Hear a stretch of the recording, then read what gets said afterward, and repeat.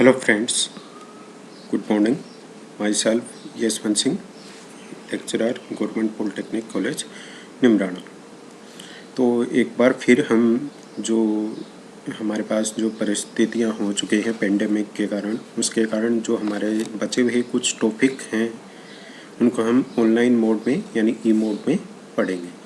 तो हमारे आज का जो सब्जेक्ट है वो है हमारे EL 206 web propagation and communication engineering. तो इसमें हम कुछ एक टॉपिक हमारे जो कॉन्टैक्ट मोड थे उसमें हम कर चुके थे। जो बाकी के बचे हुए टॉपिक हैं वो हम या तो यूट्यूब लेक्चर के माध्यम से या फिर ऑनलाइन क्लास के माध्यम से हम उसको पूरा करेंगे। तो आज का जो टॉपिक रहेगा वो सम या important definition related to antenna. Antenna के संबंधित जो विभिन्न परिभाषाएं हैं उनको हमें आज के जो लेक्चर में देखना है। तो ये जो परिभाषा है या आज का जो रहेगा वो प्योर थ्योरेटिकल है। इन डेफिनेशंस को आपको याद करना है और इनकी जो परिभाषा है उसको याद करके आपको एज इट इज़ जो है रूप उसमें इनको लिखना है। तो इनसे संबंधित क्वेश्चन हमारे में जैसे जो कंसेप्चुअल क्वेश्चन आते हैं उसमें 2 नंबर के जो क्वेश्चन फ्रेम होते हैं उनमें इनको पूछा जाता है। तो सभी परिभाषाओं को आपको याद करना है और ये थ्योरेटिकल रहेगा। जो गणितीय सूत्र रहेंगे उनको भी आपको याद करना है। जो कुछ परिभाषा में कि गणितीय सूत्र आएंगे। Some important definition related to antenna. तो सबसे जो पहली परिभाषा है वो एंटीना की डायरेक्टिविटी, जिसे हम हिंदी में दिशिता कहते हैं। यानी जैसा कि आप जानते हैं कि हमने बताया था कि आइसोट्रोपिक एंटीना होता है जो चारों दिशाओं में सेम रेडिएशन के सिग्नल छोड़ता है, जिसे हम ओमनी डायरेक्शनल एंटीना भी कहते हैं। तो ये समान तीव्रता के सिग्नल हर दिशा में छोड़ता है। लेकिन जो हमारा व्यवहारिक या जो एक्चुअल एंटीना या जो प्रैक्टिकल एंटीना होता है वो एक दिशा विशेष में अधिक रेडिएशन के सिग्नल तीव्रता के सिग्नल छोड़ता है और बाकी जो दिशा हैं उनमें कम रेडिएशन के सिग्नल छोड़ता है। तो एंटीना का वह गुण, इन डायरेक्टिविटी की डेफिनेशन क्या हो जाएगी, एंटीना का वह गुण जिसके कारण वह एक दिशा विशेष में अधिक तीव्रता के सिग्नल छोड़ता है और बाकी दिशा में न्यून तीव्रता के सिग्नल छोड़ता है, क्या कहलाती है, डायरेक्टिविटी कहलाता है। तो डायरेक्टिविटी क्या है, एंटीना का वह गुण जिसके कारण वो एक दिशा विशेष में अधिक तीव्रता के सिग्नल रेडिएट करता है और बाकी दिशा में कम तीव्रता के सिग्नल रेडिएट करता है, डायरेक्टिविटी कहलाता है। तो इसे हम कैपिटल D से प्रदर्शित करते हैं। तो जैसा कि हमने इसको अब आपको क्लियर हो गया होगा कि जैसे जब हमने बताया था कि आइसोट्रोपिक एंटीना की डायरेक्टिविटी D का मान 1 होता है, हाफ वेव डाइपोल एंटीना का बताया था, ऐसे शॉर्ट डाइपोल का, सबका जब उनको परिभाषित कर रहे थे कि हम एंटीना के जो आने वाले लेक्चर में इनका यूज करेंगे, तो वहाँ हमने D का मान लिखा था कि इनके लिए D का मान ये होता है जो डायरेक्टिविटी। तो ये अब आपको क्लियर हो गया होगा कि डायरेक्टिविटी एंटीना का वह गुण जिसके कारण वो एक दिशा विशेष में अधिक तीव्रता के सिग्नल छोड़ता है और बाकी दिशा में कम तीव्रता के सिग्नल छोड़ता है, रेडिएट करता है, डायरेक्टिविटी कहलाता है। इसे हम अल्फ़ाबेट जो कैपिटल D है हमारा उसे प्रदर्शित किया जाता है। नेक्स्ट जो डेफिनेशन है हमारी इसकी वो है डायरेक्टिव गेन। तो डायरेक्टिविटी हम D पढ़ चुके हैं, अब हमें पढ़ना है डायरेक्टिव गेन। इसे हम D और सबस्क्रिप्ट में G, स्मॉल g से डिनोट करते हैं। यानी D जो ये लिखा हुआ है और सबस्क्रिप्ट में G लिखा हुआ है। तो डायरेक्टिव गेन की जो परिभाषा है वो क्या हो जाएगी, यह है समान दूरी पर सैद्धांतिक एंटीना की तुलना में एक दिशा विशेष में वास्तविक एंटीना के पावर गेन के अनुपात को प्रदर्शित करता है। यानी डायरेक्टिव गेन क्या है कि ये एक पावर गेन के रेशियो को प्रदर्शित करता है। किस किस के पावर गेन, एक्चुअल एंटीना का पावर और गेन और जो हमारा सैद्धांतिक या जो आइसोट्रोपिक एंटीना है उसका पावर गेन, और एक पर्टिकुलर डायरेक्शन, कोई भी एक दिशा विशेष हमें चुननी है कि एक्स डायरेक्शन में, वाई डायरेक्शन में, जेड डायरेक्शन में, कोई भी एक डायरेक्शन लेके और एक दूरी ले लेते हैं कि मैं आर डिस्टेंस पे एक्स डायरेक्शन को चूज कर लिया और आर डिस्टेंस पे मेजर करूँगा, तो वहाँ पे वास्तविक एंटीना द्वारा कितनी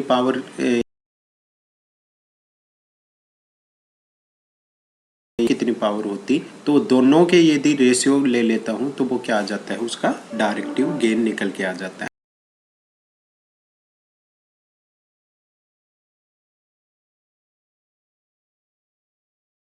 सेम डिस्टेंस पे हम उसको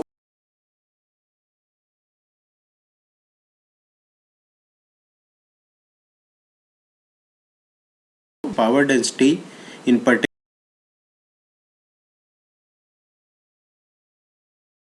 आइसोट्रोपिक एंटीना लगाते हैं तो वहाँ पे हमें कितनी पावर मिलती, वो दोनों का रेशियो ले लेते हैं तो वो क्या आ जाता है, डायरेक्टिव गेन आ जाता है। तो D G is equal to P A यानी power radiated by actual antenna divide by power radiated by isotropic antenna, ये हो गया। इसको डीबी में कन्वर्ट करने के लिए 10 log base 10 P A divide by P I हो गया। तो ये हो गया एंटीना का डायरेक्टिव गेन यानी डी जी। तो दो डेफिनेशन अब तक हम पढ़ चुके हैं, डायरेक्टिविटी यानी एंटीना का वह गुण जिसके कारण एक पर्टिकुलर डायरेक्शन में अधिक तीव्रता के सिग्नल छोड़ता है, बाकी में कम तीव्रता के, डायरेक्टिविटी कहलाता है। इसे डी से डिनोट करते हैं। डायरेक्टिव गेन में D G is equal to P A upon P I यानी power radiated by actual antenna at distance R और power radiated by isotropic antenna at same distance R in a particular direction, दोनों। Next जो definition है इसकी वो है definition number 3, antenna gain. वो तो था डायरेक्टिव गेन यानी एक दिशा विशेष में एक्स डायरेक्शन, वाई डायरेक्शन, और ये है एंटीना का ओवरऑल गेन। तो ओवरऑल गेन देखने के लिए हमें एंटीना की जो डायरेक्टिविटी है तथा एंटीना की जो एफिशिएंसी है उन दोनों को मल्टीप्लाई कर देते हैं तो वो एंटीना का गेन को रिप्रेजेंट करता है। यानी एंटीना की जो डायरेक्टिविटी डी तथा उसकी एफिशिएंसी ईटा का मल्टीप्लिकेशन क्या कहलाता है, एंटीना गेन कहलाता है। तो एपी से इसे डिनोट करते हैं, AP is equal to D multiply by efficiency eta. तो एंटीना गेन क्या हो गया, एंटीना की डायरेक्टिविटी डी तथा एंटीना की एफिशिएंसी ईटा का गुणनफल क्या कहलाता है, एंटीना गेन कहलाता है। नेक्स्ट जो डेफिनेशन है, अब इसमें टर्म यूज हुई है एफिशिएंसी यानी एंटीना की एफिशिएंसी। तो ये क्या होती है, इसको देखते हैं। एंटीना की एफिशिएंसी क्या होता है, एंटीना की एफिशिएंसी या दक्षता जिसे कहते हैं उसके द्वारा निर्गत पावर तथा एंटीना की निवेशी पावर के अनुपात को प्रदर्शित करते हैं। यानी एंटीना ने कितनी पावर रेडिएट करी, कितनी पावर उसने छोड़ी, विकृत करी, और उसमें हमने कितनी पावर निवेश करी थी, इनपुट दी थी, इन दोनों का रेशियो क्या कहलाता है, एंटीना की एफिशिएंसी कहलाता है। तो एफिशिएंसी को ईटा से डिनोट करते हैं। ईटा इज इक्वल टू निर्गत अथवा विकृत पावर जिसे हम पी आर से डिनोट करते हैं डिवाइडेड बाय निवेशी पावर जिसे हम पी आई से डिनोट करते हैं। तो eta is equal to P radiated divide by P input.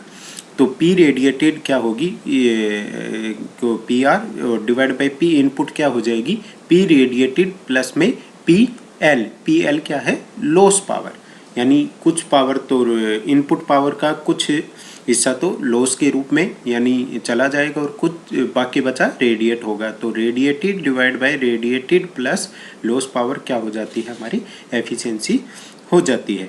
इसको परसेंटेज में निकालने के लिए यानी एफिशिएंसी को यदि परसेंटेज में बताएंगे तो इसे मल्टीप्लाई बाय 100 कर देते हैं। ईटा का जो मान है वो वास्तविक एंटीना के लिए 1 से कम होगा। क्यों, क्योंकि वास्तविक एंटीना में लॉस होगा ही होगा। तो P radiated less than P input रहेगा, यानी जो पी रेडिएटेड मान है वो निवेशी पावर से हमेशा कम रहेगा, इसलिए ईटा का मान लेस देन 1 निकल के आएगा वास्तविक एंटीना के लिए। और आइडियल एंटीना या आइसोट्रोपिक एंटीना के लिए ईटा का मान क्या हो जाएगा, 1 हो जाएगा। क्यों, P radiated is equal to P निवेशी या P इनपुट हो जाता है। तो ईटा का मान आइडियल एंटीना के लिए 1 होता है। तो उपरोक्त समीकरण के आधार पर यह ज्ञात होता है कि एंटीना की दक्षता एंटीना की लॉस के व्युत्क्रमानुपाती होती है तथा एंटीना में लॉस निम्न कारणों से होता है। यानी जो एंटीना की जो एफिशिएंसी है वो उसके लॉस के ऊपर निर्भर करती है कि लॉस यदि ज़्यादा होगा तो एंटीना की एफिशिएंसी कम हो जाएगी, लॉस यदि कम होगा तो एंटीना की एफिशिएंसी ज़्यादा होगी, यानी उसके व्युत्क्रमानुपाती है। तो ये एंटीना की लॉस किन किन फैक्टर के ऊपर निर्भर करता है ये अब हमें देखना है। तो एंटीना लॉस फैक्टर यानी लॉस के जो कारक हैं वो कौन कौन से हैं। तो पहला है रेडिएशन रेजिस्टेंस, जिसे हम आर से डिनोट करते हैं, कैपिटल आर सब्सक्रिप्ट में स्मॉल आर। ये नोटेशन आपको ध्यान रखने हैं, जहाँ पर भी ये स्टैंडर्ड नोटेशन है। जैसे डी डायरेक्टिविटी, AG हमने लिखा था डायरेक्टिव गेन, AP लिखा था एंटीना गेन, ईटा लिखा है एफिशिएंसी को, और RR लिख रहे हैं ये एंटीना की रेडिएशन रेजिस्टेंस। तो ये स्टैंडर्ड नोटेशन है, आपको इसी रूप में लिखने हैं इनको। RR एंटीना की रेडिएशन रेजिस्टेंस तथा ओमिक रेजिस्टेंस R। तो एंटीना में जो लॉस होता है वो 2 कारणों से होता है, एक तो एंटीना की रेडिएशन रेजिस्टेंस तथा दूसरा उसकी जो ओमिक रेजिस्टेंस है, जो हमने मेटल का स्ट्रक्चर यूज किया या जो भी यूज किया उसकी जो ओमिक जो रेजिस्टेंस है उसके कारण। तो एंटीना की टोटल रेजिस्टेंस क्या होगी, total resistance RT is equal to RR plus में R, यानी रेडिएशन रेजिस्टेंस प्लस में ओमिक रेजिस्टेंस। तो एफिशिएंसी को हम इस रूप में भी लिख सकते हैं, eta is equal to IRMS का स्क्वायर इंटू RR। ये तो क्या हो गया हमारी पावर रेडिएटेड, यानी IRMS का square into radiated radiation resistance divide by IRMS का square into total resistance RT। तो IRMS का square into RR divide by IRMS का square into RR plus RL या R। तो एफिशिएंसी IRMS का square ऊपर नीचे से कैंसिल आउट हो जाएगा। तो एफिशिएंसी को एक जो गणितीय सूत्र है ये भी हो जाता है कि radiation resistance divide by radiation resistance plus loss resistance या ओमिक रेजिस्टेंस। तो एक फॉर्मूला यहाँ से भी निकल के आ जाता है। परसेंटेज में इसको निकालना हो तो इंटू मल्टीप्लाई 100 कर देते हैं।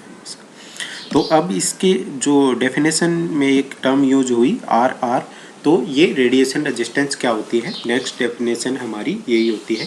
तो रेडिएशन रेजिस्टेंस ऑफ एंटीना, जिसे हम R सब्सक्रिप्ट में स्मॉल r से डिनोट करते हैं।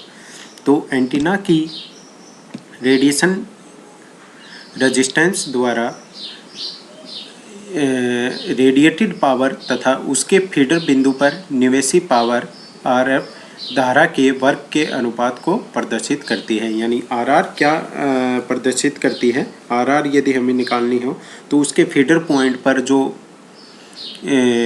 हमने करंट दिया है उसका स्क्वायर और जो रेडिएटेड पावर है उसका जो है उन दोनों के अनुपात को, यानी ऊपर है radiated power divide by IRMS का स्क्वायर, यानी PR क्या होता है जो हमने जस्ट ऊपर यूज किया, PR जो हमारा होता है ये लिखा था पावर रेडिएटेड IRMS का स्क्वायर इंटू RR। तो यदि RR निकालना है तो PR डिवाइड बाई IRMS का स्क्वायर हो जाएगा, यानी RR यहाँ से निकालना है तो PR डिवाइड बाई IRMS का स्क्वायर। तो ये ही जस्ट डेफिनेशन हमने यहाँ यूज की है कि रेडिएशन रेजिस्टेंस क्या होती है, एंटीना की रेडिएशन रेजिस्टेंस रेडिएटेड पावर तथा उसके फीडर बिंदु पर निवेशी धारा के RMS स्क्वायर के वर्ग के अनुपात को प्रदर्शित करती है। तो RR is equal to PR divide by IRMS का स्क्वायर। तो ये यहाँ से गणितीय फॉर्मूला इसका निकल के आ जाता है कि PR is equal to RR is equal to PR divide by IRMS का स्क्वायर। इसका संबंध एंटीना की लंबाई तथा निवेशी सिग्नल के तरंग दैर्घ्य यानी लैम्डा से भी होता है और इसे गणितीय रूप से निम्न सूत्र द्वारा प्रदर्शित किया जाता है। तो RR is equal to 9πL divide by lambda के होल का स्क्वायर, यानी सारा के square 9πL divide by lambda का होल स्क्वायर। तो RR किसके ऊपर भी निर्भर करती है, एंटीना की लेंथ तथा एंटीना में जो निवेश सिग्नल गया है उसकी वेवलेंथ के ऊपर भी निर्भर करती है एंटीना की रेडिएशन रेजिस्टेंस। तो ये थे एंटीना की रेडिएशन रेजिस्टेंस जिसे हम आरआर से डिनोट करते हैं। नेक्स्ट है एंटीना रेजिस्टेंस यानी एंटीना की टोटल रेजिस्टेंस। यह किसी एंटीना द्वारा प्रदर्शित कुल रेजिस्टेंस को दर्शाता है। यह आरआर तथा आरएल दोनों का योग होता है। तो R A is equal to are are plus R L. तो आर एल क्या है, हमारी जो ओमिक रेजिस्टेंस थी यानी जो जिसके कारण लॉस हो रहा था, ओमिक लॉस, वो रेडिएशन रेजिस्टेंस इसमें हमने जोड़ दी। तो ये एंटीना की कुल रेजिस्टेंस हो जाती है यानी जिसे हम एंटीना रेजिस्टेंस भी कहते हैं। जस्ट इससे पहले पढ़ी हमने रेडिएशन रेजिस्टेंस एंटीना की, जिसे हम आर और सबस्क्रिप्ट में आर से स्मॉल आर से डिनोट करते हैं, are subscript small are. Next है ये, अब 2-3 जो डेफिनेशन आएंगी ये बहुत ही ज़्यादा महत्वपूर्ण है। इन्हें बार बार पूछा भी जाता है कि एंटीना की बैंडविड्थ क्या होती है। तो एंटीना में प्रयुक्त सिग्नल फ्रीक्वेंसी की रेंज जिसमें एंटीना द्वारा संतोषप्रद व्यवहार या ऑपरेशन प्रदर्शित किए जाते हैं एंटीना की बैंडविड्थ कहलाती है। यानी जो एंटीना में हम सिग्नल दे रहे हैं बहुत सारी फ्रीक्वेंसीज के, और एक पर्टिकुलर फ्रीक्वेंसी रेंज है यानी यहाँ से लेकर और यहाँ तक एंटीना जो हमारा बहुत ही अच्छा व्यवहार प्रदर्शित कर रहा है, बहुत ही अच्छे जो रिस्पॉन्स दे रहा है, जो गेन है वो बढ़िया है, जो हमें एफिशिएंसी है वो बढ़िया मिल रही है। तो एंटीना की वो फ्रीक्वेंसी रेंज जिसमें एंटीना एक संतोषप्रद व्यवहार प्रदर्शित करता है एंटीना की बैंडविड्थ कहलाती है। इसे हम कैसे कैलकुलेट करते हैं, इसके लिए हम एंटीना के गेन व फ्रीक्वेंसी के मध्य एक ग्राफ प्लॉट करते हैं। एंटीना की जैसा कि आप देख पा रहे हैं गेन व फ्रीक्वेंसी के मध्य ग्राफ प्लॉट किया तो एंटीना की 3 dB 2 पॉइंट जो ग्राफ प्लॉट होके आएगा उस पर 3 dB पॉइंट लेते हैं तो 2 पॉइंट निकल के आएंगे, ये एक और ये दूसरा। तो इन दोनों के मध्य का जो अंतर है वो एंटीना की क्या कहलाती है, बैंडविड्थ कहलाती है। तो bandwidth is equal to F2 यानी higher frequency minus lower frequency. तो ये क्या हो गया, F2 माइनस F1 क्या होगी, एंटीना की बैंडविड्थ हो जाती है। तो एंटीना की बैंडविड्थ क्या है, तो एंटीना के में प्रयुक्त सिग्नल का वो फ्रीक्वेंसी रेंज जिसमें एंटीना संतोषप्रद ऑपरेशन प्रदर्शित करता है क्या कहलाती है, एंटीना की बैंडविड्थ। ये आपको बहुत ही ज़्यादा महत्वपूर्ण है, याद करनी है कि एंटीना में प्रयुक्त सिग्नल की वो फ्रीक्वेंसी रेंज यानी वो आवर्ती प्रयास जिसमें एंटीना संतोषप्रद ऑपरेशन यानी जो व्यवहार है उसका वो बहुत ही अच्छा है प्रदर्शित करता है क्या कहलाती है, एंटीना की बैंडविड्थ कहलाती है। इसके लिए इसको गेन व फ्रीक्वेंसी के मध्य ग्राफ प्लॉट किया जाता है तथा गेन उसके ऊपर 3 dB के पॉइंट नोट किए जाते हैं और इन 3 dB के क्रॉसपोंडिंग जो फ्रीक्वेंसी है उनके मध्य का अंतर क्या कहलाता है, बैंडविड्थ कहलाती है। नेक्स्ट है एंटीना की बीम विड्थ। पहले था बैंडविड्थ और ये है बीम विड्थ। तो एंटीना की रेडिएशन पैटर्न, जो रेडिएशन पैटर्न हमने पढ़ा था कि इसके पोलर ग्राफ पे जो सर्कल्स होते हैं, इन सर्कल्स को यदि हम उस पर प्लॉट करते हैं तो मेजर लोब और माइनर लोब बन के ऐसे आते हैं। तो एंटीना के रेडिएशन पैटर्न पर मेजर लोब पर 3 dB बिंदुओं के मध्य कोणीय अंतर को एंटीना की बीम विड्थ कहा जाता है। तो ये बीम विड्थ है, ये कोणीय अंतर है यानी एंगल डिफरेंस है, और बैंडविड्थ में क्या था, फ्रीक्वेंसी डिफरेंस था, दो फ्रीक्वेंसी के मध्य अंतर था। इस ग्राफ से आपको समझ में आ जाएगा। ये किसी एंटीना का रेडिएशन पैटर्न लिया है एग्जांपल के लिए, ये इसका इधर वाला मेजर लोब, ये इसका बैक लोब और ये इसके साइड लोब है। तो मेजर लोब पर 3 dB पॉइंट नोट किए हमने, ये 3 dB और एक ये 3 dB। इन 3 dB पॉइंट के मध्य का कोणीय अंतर यानी ये जो एंगल है थीटा, ये क्या कहलाता है, इसका हाफ पावर बीम विड्थ। तो बीम विड्थ को हम 2 तरीके से मेजर करते हैं। बीम विड्थ को मुख्यतः 2 प्रकार से मापा जाता है, एक तो हाफ पावर बीम विड्थ और एक फुल नल बीम विड्थ। तो एक तो SPBW और एक FNBW। Half power beam width के लिए मेजर लोब पर 3 dB पॉइंट को नोट किया और उनके मध्य कोणीय अंतर है वो क्या कहलाता है, हाफ पावर बीम विड्थ। और फुल नल बीम विड्थ के लिए कि नल कहाँ पे है, मेजर लोब और जहाँ ख़त्म होगा वहाँ नल है, एक नल इधर और एक नल इधर, तो दो नल के मध्य कोणीय अंतर क्या कहलाएगा, फुल नल बीम विड्थ। यानी दो नल देखने हैं और उन नल के मध्य जो कोणीय अंतर बनेगा, ये पूरा एंगल, ये इधर नल, ये इधर नल और ये पूरा जो एंगल बनेगा ये थीटा कहलाएगा।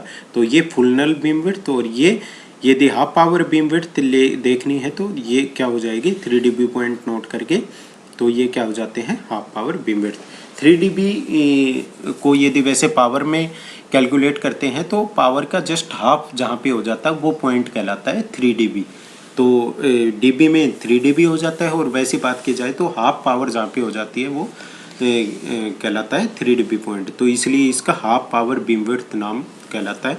तो दो प्रकार से बीम विड्थ को मेजर करते हैं, एक तो हाफ पावर बीम विड्थ और एक फुल नल बीम विड्थ। तो बीम विड्थ क्या है, कोणीय अंतर।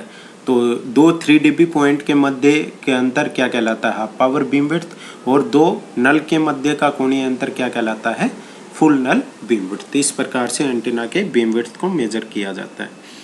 नेक्स्ट जो डेफिनेशन है, नेक्स्ट तथा लास्ट, अपर्चर एरिया, कि एंटीना का अपर्चर एरिया क्या होता है, कि एंटीना का जो ओवरऑल एरिया है उसमें से जो इफेक्टिव एरिया है जिसमें से वो सिग्नल रेडिएट करता है वो उसका क्या कहलाता है, अपर्चर एरिया। तो एंटीना का वह एरिया जिसके द्वारा इफेक्टिव रूप से पावर ग्रहण या विकृत की जाती है, एंटीना का अपर्चर एरिया या इफेक्टिव एरिया कहलाता है। यानी कुल एरिया है उसमें से इफेक्टिव एरिया है जो सिग्नल को छोड़ता है या सिग्नल को ग्रहण करता है, वो एंटीना का इफेक्टिव एरिया या अपर्चर एरिया कहलाता है। इसे गणितीय रूप से ज्ञात करने के लिए effective area AE is equal to effective power of antenna divide by total power feeded, यानी उसके द्वारा कितनी पावर छोड़ी गई और डिवाइड बाई उसको टोटल पावर कितनी फीड की गई। इसका मान सदैव 1 से कम रहेगा क्योंकि जो फीड पावर है वो ज़्यादा रहेगी और रेडिएटेड कम रहेगी। AE तथा डायरेक्टिविटी के मध्य संबंध निम्न सूत्र से द्वारा प्रदर्शित किया जाता है। AE is equal to lambda square divide by 4 into directivity D। तो ये AE तथा डायरेक्टिविटी D के मध्य रिलेशन को इस फॉर्मूले के द्वारा प्रदर्शित किया गया है। तो जो आज का जो हमारा लेक्चर था इसमें हमने एंटीना की वेरियस डेफिनेशन है, इनको आपको मेमोराइज करना है। बार बार प्रैक्टिस करोगे, इनको लिखोगे तो ये आपको मेमोराइज हो जाएंगी। तो पहली डेफिनेशन थी एंटीना की डायरेक्टिविटी D क्या होती है, दूसरी डेफिनेशन थी एंटीना की डायरेक्टिव गेन DG क्या होता है, तीसरी डेफिनेशन थी एंटीना का गेन क्या होता है, AP क्या होता है, और जो चौथी डेफिनेशन थी एंटीना की एफिशिएंसी क्या होती है। एफिशिएंसी से फिर उसकी निकल के आई थी कि एंटीना की रेडिएशन रेजिस्टेंस क्या होती है। एंटीना की रेडिएशन रेजिस्टेंस के बाद एंटीना की कुल रेजिस्टेंस यानी एंटीना रेजिस्टेंस क्या होती है वो पढ़ना था।